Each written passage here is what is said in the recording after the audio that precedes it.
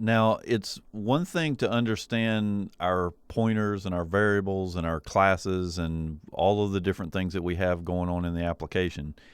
As you do this more and more, you'll get to where you can actually keep all this stuff in your head and you're not having to do anything with it. You just know how things work. But in the beginning, more than just knowing that you have all these classes, you really need to understand the relationship of those classes between each one and everything else that's going on in the application. So flow charting your program is actually a really good idea in the beginning stages.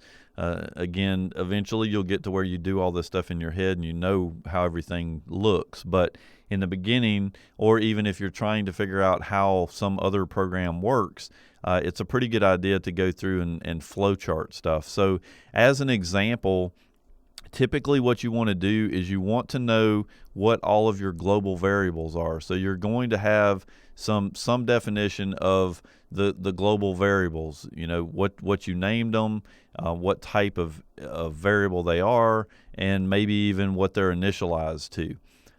Once you get a list of your global variables, you now know throughout your application what you should have access to. Now, another good thing to know is when do these global variables actually get initialized? As an example, if we have different classes or different files that we're accessing, depending on what type of programming language you're using, for example, if I'm using PHP, each one of these different files might be included into another one. Maybe they're completely standalone. It really depends on, you know, the flow and how things are working. So I need to know that at a particular point, for example, adding a user, this is what we're actually going to be diagramming. So we know that initially we create class 1 or C1. So we know we create this class, but we also have another class over here called C2, and this is where we actually initialize all of our variables. So this class or this page has to exist inside of here, or it has to be called before I can actually go in and start working with the objects that we have inside of this particular thing. If we have UI elements in here, so we've come in and actually plot out where our UI elements are, well, a very good question is, when does that UI element actually get created?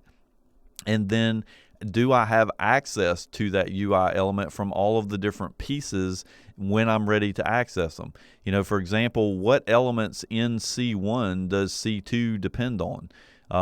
These are all very good things to understand, and sitting down and writing them down on a piece of paper is actually an extremely important step to fully understanding what these things look like. Again, you know, seeing it in your head, seeing it on a piece of paper helps you when you go in and start having pointer errors or, you know, initialization problems where you think that, you know, hey, this particular variable is a global variable, so I should have access to it from all of these different places. Well, you do.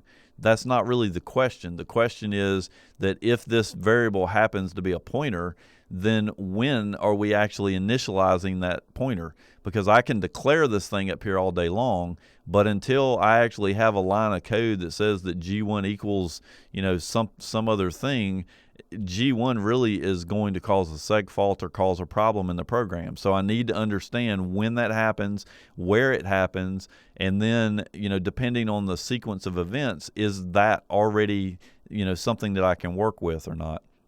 So this, you know, diagramming stuff, we use FreeMind a lot. If you don't have it, you can download a copy of FreeMind. It kind of gives you a really nice way to flow chart things. But even just getting a piece of paper out and drawing on the piece of paper, you know, step 1, step 2, step 3, what variables are involved, what classes are involved at each step, and then, you know, what happens next and what happens if I hit the back button, and all these different things.